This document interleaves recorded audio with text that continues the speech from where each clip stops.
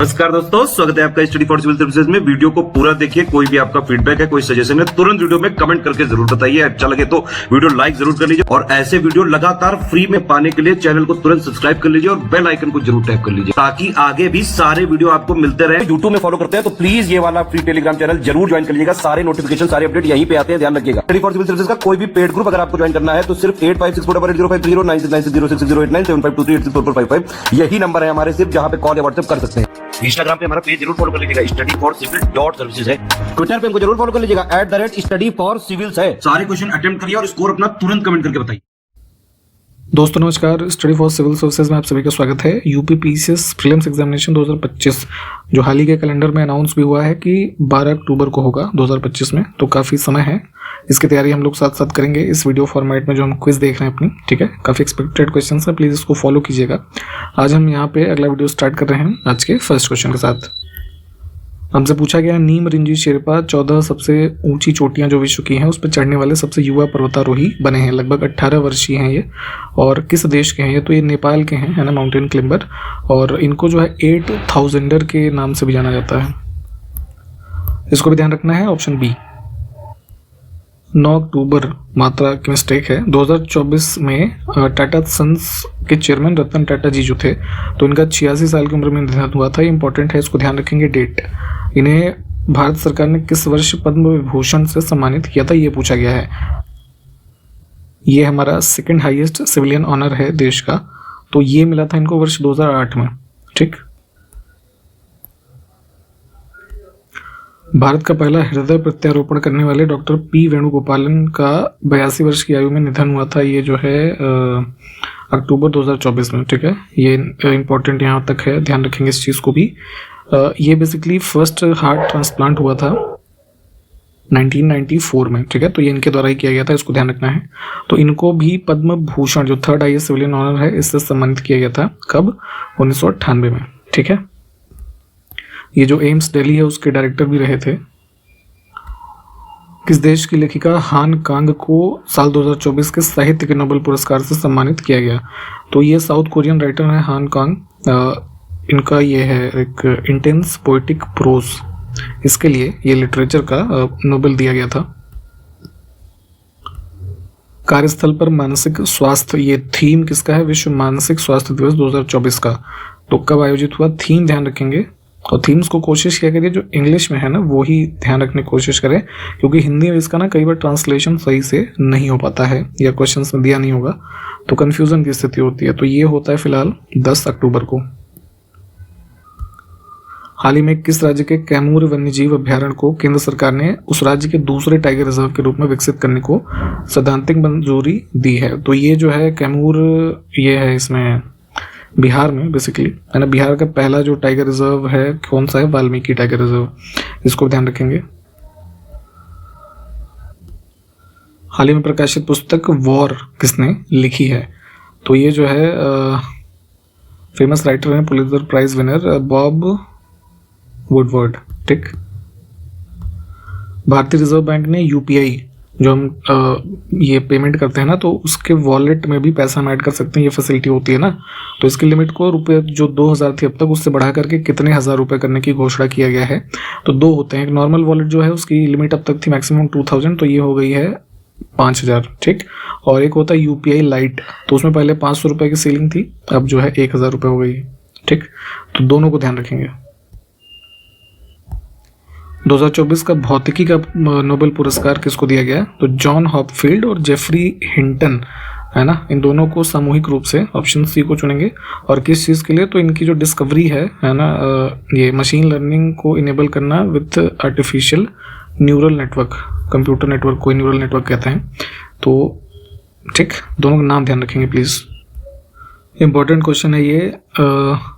Global hunger index 2024 में कुल 127 देशों की रैंकिंग की गई, तो भारत का स्थान बताना है। ये था 105, और ये GHI स्कोर भी दिया जाता है इसमें, वो 27.3। ये इंडेक्स अपने आप में इंपॉर्टेंट है, मुख्य परीक्षा के भी उद्देश्यों से, और प्रीलिम्स में तो पूछते ही हैं, तो पढ़िएगा थोड़ा डिटेल में। हाल ही में टाटा ट्रस्ट के नए चेयरमैन कौन बने? अभी हमने ऊपर देखा कि रतन टाटा जी का निधन हो गया था, तो उसके बाद अक्टूबर 2024 में ही उनके नेफ्यू हैं, है ना, ये नोएल नवल टाटा नाम है इनका, ऑप्शन फर्स्ट। निम्नलिखित में से किसका संबंध पर्यावरणीय सुरक्षा से नहीं है? एनवायरमेंटल प्रोटेक्शन अगर हमें करना है तो सस्टेनेबल डेवलपमेंट गोल्स जैसे हमारे हैं मेनली इस पे ही आधारित हैं, ठीक। तो सबसे बड़ा है एयर कंडीशनिंग जो है, इसको कम करेंगे तो ये हमारा जो है पर्यावरण की सुरक्षा होगी। पेपर बैग्स यूज़ करेंगे प्लास्टिक की जगह, तो ये भी उसके लिए है। लेकिन गरीबी को कम करना सीधे रूप से इससे जुड़ा नहीं है ना, तो इसको हम जो है और चुनेंगे इसमें। National environmental engineering research institute काफ़ी इंपॉर्टेंट एक इंस्टीट्यूशन है पर्यावरणीय परिप्रेक्ष्य में कह सकते हैं। तो ये लोकेटेड कहाँ पे है? महाराष्ट्र में है, ये नागपुर में। विश्व मौसम विज्ञान संगठन का मुख्यालय अवस्थित है कहाँ पर? हेडक्वार्टर्स भी पूछे जाते हैं, ये जो है जेनेवा में है, ठीक है, स्विट्जरलैंड।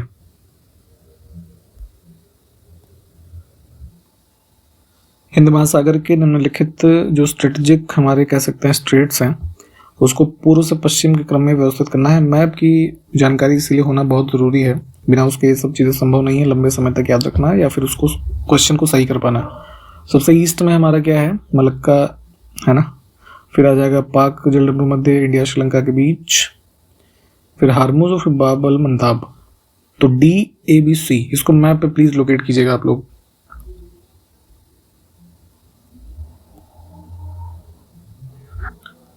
भारत ने राष्ट्रीय चक्रवात जोखिम शमन परियोजना को किस वर्ष में प्रारंभ किया? कोस्टल रीजन्स में देखते हैं आप, साइक्लोन्स वगैरह काफ़ी है ना प्रभावित होते हैं सब एरियाज से, तो उन्हीं के उस एरियाज में जो रहने वाले लोग हैं उनके रिस्क वगैरह को कम करने के उद्देश्य से ये प्रोजेक्ट जो है स्टार्ट किया गया था 2011 में, है ना। जैसे फेज़ 1 में 2 राज्य थे, इसमें आंध्र प्रदेश, उड़ीसा, फिर फेज़ 2 था, उसमें जो और कोस्टल राज्य हैं उनको शामिल किया गया, ठीक। दक्षिण कैलिफोर्निया संयुक्त राष्ट्र अमेरिका में डेथ वैली किसका एक उदाहरण है? प्लेट टेक्टोनिक थ्योरी पढ़िएगा आप लोग, ठीक है, जिसमें मेजर और माइनर प्लेट्स के बारे में पढ़ेंगे। तो प्लेट टेक्टोनिक थ्योरी क्या है कि जैसे शिफ्ट होती हैं या है ना डाइवर्ज होती हैं, कन्वर्ज होती हैं, तो जो है जैसे पूछा गया ना इसमें कि डेथ वैली इसका एग्जांपल है, तो रिफ्ट वैली का निर्माण जो है हमारा ये जो प्लेट टेक्टोनिक मूवमेंट है, तो जब 2 प्लेटें एक से दूसरे से दूर जाती हैं ना, तो ये बीच में स्पेस जैसे खाली होगा तो यहीं पे रिफ्ट वैली बनती है, घाटी, है ना। तो इसके बारे में थोड़ा डिटेल देखिए। फिलहाल एग्जाम्पल के रूप में ऑप्शन डी, कश्मीर वैली जो इंडिया में है, ये किस प्रकार की वैली है? कोई बताएगा? कमेंट करिए। सागौन काफ़ी इंपॉर्टेंट एक ट्री होता है, तो इस प्रकार के जंगल भारत के किस राज्य में पाए जाते हैं? डेसिडुअस फॉरेस्ट के अंतर्गत आता है ये, और लार्जेस्ट जो इसका एरिया है मध्य प्रदेश में। निम्नलिखित में से कौन जहांगीरी चित्रकार थे? मुगल एम्परर जहांगीर जो है उसके टाइम पीरियड पे जो एक्टिव पेंटर्स हुए उसके कोर्ट में अबुल हसनी नहीं, हसन नाम था इसका, और अकारिजा, ये 2 लोग थे, मिनिएचर पेंटिंग्स वगैरह के लिए काफ़ी पॉपुलर थे। अब्दुस समद ये जो है और मीर सैयद अली, ये दोनों इसमें अकबर के रेन में थे, ठीक। तो चारों के नाम ध्यान रखेंगे।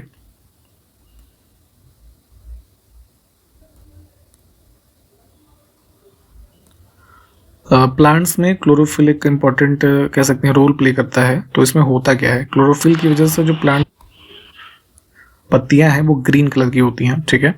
और तो इसमें जो है अब इन विकल्पों में हम देखें तो क्या पाया जाता है? तो मैग्नीशियम, है ना, ऑप्शन सी, ठीक। इसके अलावा जैसे नाइट्रोजन, कार्बन, कई तरह के विटामिन और मिनरल्स भी पाए जाते हैं। निम्नलिखित में से कौन सा देश आधिकारिक तौर पर परिवार नियोजन कार्यक्रम को अपनाने वाला पहला देश था? ऑफिशियली इंडिया जो है पहला ऐसा देश था जिसने ये national programme for family planning चलाया था 1952 में, ठीक। मेन ऑब्जेक्टिव था लो फर्टिलिटी रेट और स्लो पॉपुलेशन ग्रोथ जो है इस पे ध्यान देना। एक पारितंत्र में तत्वों के चक्रण को क्या कहा जाता है? Cycling of elements in an ecosystem. पृथ्वी पर ही हम इकोसिस्टम में देखें तो जैसे बायोलॉजिकल, जियोकेमिकल या फिर केमिकल एस्पेक्ट्स जो हैं जीवन के, ये एक दूसरे में जो कह सकते हैं स्थानांतरित होती हैं चीज़ें, तो इसको बायो जियोकेमिकल साइकिल हम बोलते हैं, ठीक। किसी पारिस्थितिकी तंत्र में आपस में जुड़ी हुई श्रृंखलाओं की एक विस्तृत संख्या एक साथ मिलकर के क्या बनाती है? इकोसिस्टम है, फिर उसमें कई सारी फूड चेन जो होती है ना, ये आप पढ़ेंगे, ठीक है। प्राइमरी, टर्शरी, कंज्यूमर, प्रोड्यूसर, ये सब जो होते हैं, तो फूड चेन हो गया। तो ऐसे ही कई सारी फूड चेन मिलकर के क्या बनाती है, फूड वेब। ठीक है, कॉम्प्लेक्स नेटवर्क होता है जहाँ पे मल्टीपल फूड चेन आपस में ओवरलैप या कनेक्टेड होती है एक दूसरे से। ठीक है,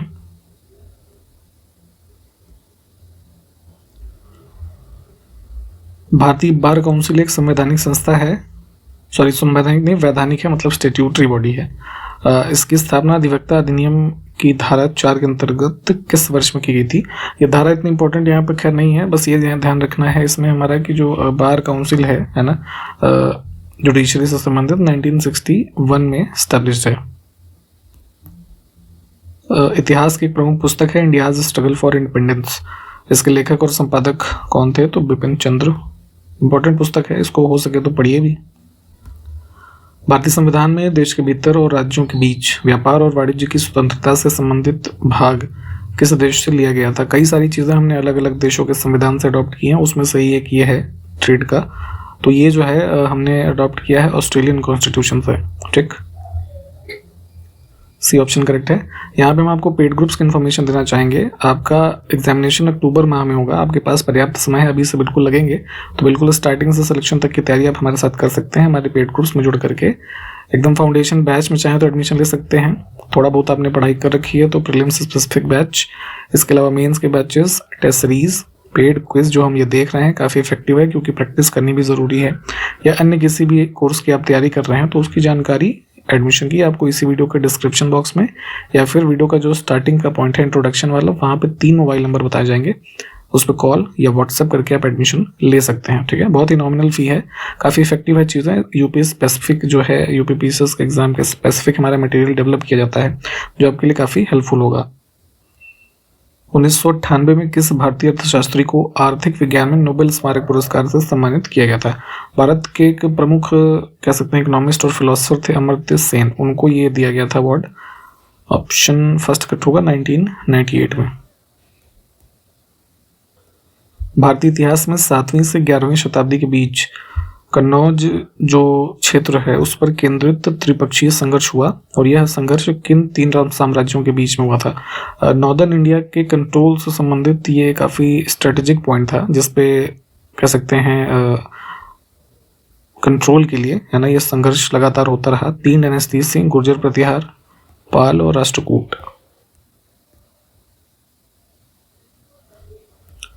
6ठी से 4ठी शताब्दी ईसा पूर्व तक प्राचीन भारत में मौजूद 16 राज्यों या कुलीन गण राज्यों का सामूहिक नाम क्या था? तो 16 महाजनपद हुए। ठीक है, इनके बारे में पढ़ना है, 2 चीज़ें इंपॉर्टेंट हैं, इनका नाम क्या था और उनकी कैपिटल क्या थी।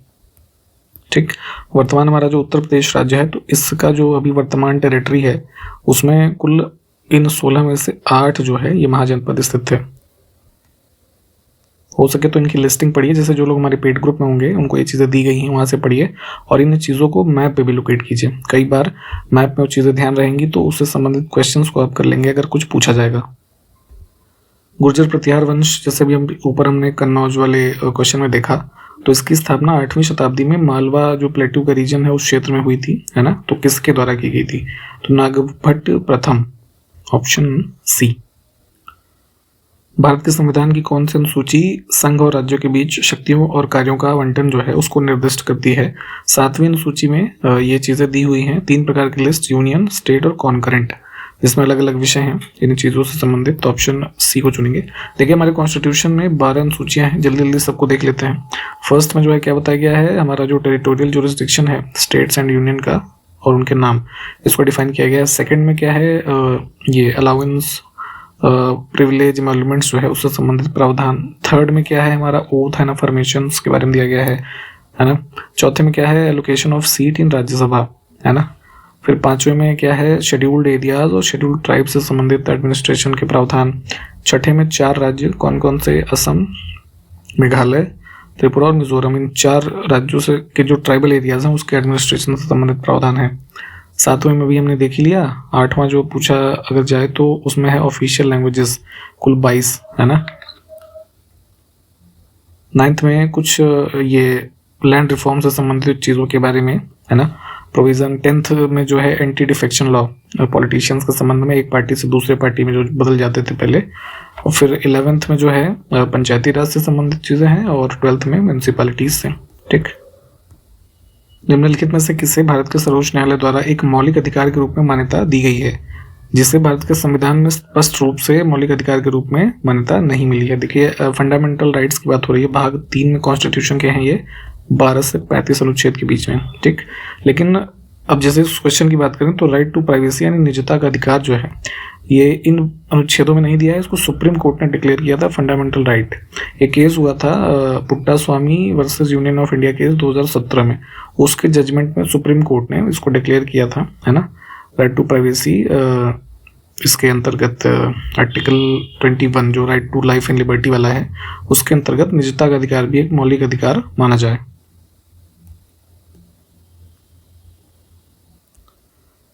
1882 में पुणे में आर्य महिला समाज की स्थापना इसमें से किसने की थी? जो है सोशल रिफॉर्म और वुमेन राइट्स के लिए एक संस्था थी, कह सकते हैं, पंडित रमाबाई के द्वारा स्थापित किया गया था। निम्नलिखित में से किसको भारत में पारिस्थितिकी के जनक के रूप में सम्मानित किया जाता है? Father of ecology in India के रूप में जाने जाते हैं रामदेव मिश्रा, ऑप्शन बी। ठीक है, काफ़ी सारी जो है एनवायरमेंटल और इकोलॉजिकल रिसर्च वगैरह में काम किया इन्होंने। ठीक, और इनकी एक पुस्तक है वो पूछी जाती है, उसका नाम है Indian manual of plant ecology. ठीक, इसको भी ध्यान रखें। प्राकृतिक रूप से पाए जाने वाले अम्ल और उसका सोर्स जो है उसके संबंध में गलत युग्म चुनना है। बहुत ध्यान से देखा करिए हमसे गलत या सही क्या पूछा जा रहा है। ठीक, इमली जो होती है ना, टैमरिंड, इसमें पाया जाता है हमारा टार्टरिक एसिड। ठीक, मेथनोइक एसिड की अगर हम बात करें तो ये इसको फॉर्मिक एसिड भी हम कहते हैं। जैसे चींटी के डंक जो है, कभी चींटी काटी होगी तो आपको पता होगा, दर्द होता है, स्वेलिंग हो जाती है कई बार, उसमें पाया जाता है ये। ठीक है, तो अन्य ये 3 विकल्प जो है ये भी ठीक है, इसको देख लीजिए। गरीबी रेखा पर नए सिरे से विचार करने के लिए भारत सरकार के द्वारा तेंदुलकर समिति की नियुक्ति किस वर्ष की गई? तो 2005 में ये कमेटी बनी थी, सुरेश तेंदुलकर थे इसके चेयरमैन, और 2009 में उन्होंने जो रिपोर्ट है वो सबमिट की थी, है ना, पॉवर्टी एस्टिमेशन के मेथोडोलॉजी जो है उसको रिव्यू करके। इसमें से कौन सी नोबल गैस है जो वायु में नहीं पाई जाती प्राकृतिक रूप से? तो रेडॉन है इसमें, जो कि एक रेडियो एक्टिव एलिमेंट के तरीके भी कार्य करती है ना, और नोबल गैसेस है। तो ये नेचुरली बहुत मतलब रेयर है कि केमिकल मेथड्स के द्वारा इसको डिटेक्ट किया जा सके नेचुरल एनवायरनमेंट में। अन्य जो है ये पाई जाती हैं। नोबल गैसेस के बारे में ध्यान रखिएगा, इनका कई बार पूछा जाता है सबका नाम। तो ये helium, neon, argon, krypton, xenon और रेडॉन। ठीक, ये सारी हैं और इसका नाम ध्यान रखेंगे, ये पूछा जाता है। यदि पृथ्वी पर पाई जाने वाली वनस्पतियां, सारे पेड़ पौधे समाप्त हो जाएं तो किस गैस की कमी होगी? ऑब्वियस सी बात है, रेस्पिरेशन ये जो करते हैं तो उसमें ऑक्सीजन उत्सर्जित करते हैं, तो इसी की कमी होगी। हाल ही में किस देश के निहोन हिडांक्यो संगठन को 2024 के नोबेल शांति पुरस्कार से सम्मानित किया गया? जापानीज एक संस्थान है जो कि एटॉमिक बॉम्ब सर्वाइवर्स के रेफरेंस में कार्यरत है ना, इसको दिया गया था ये पीस प्राइज, मतलब नोबेल पीस प्राइज। मानव शरीर के किस भाग में अंकुर, इसको इंग्लिश में विली कहते हैं, मौजूद होते हैं? एक फिंगर लाइक स्ट्रक्चर होता है ऐसे, है ना, स्मॉल इंटेस्टाइन में। ठीक, बॉडी के ऑर्गन्स के बारे में भी पता होना चाहिए। कार्बोहाइड्रेट, प्रोटीन और वसा, जिन सब का हम सेवन करते हैं, इसका पूर्ण पाचन हमारे बॉडी में कहाँ पर होता है? तो स्मॉल इंटेस्टाइन में। बेसिकली स्मॉल इंटेस्टाइन जो है सिक्रीशन कह सकते हैं रिसीव करता है लीवर और पैनक्रियास से, और यहाँ पे इन चीज़ों का संपूर्ण पाचन होता है। ठीक, बॉडी में एक इम्पॉर्टेंट और है चीज़ लसीका, लिम्फ जिसको कहते हैं, तो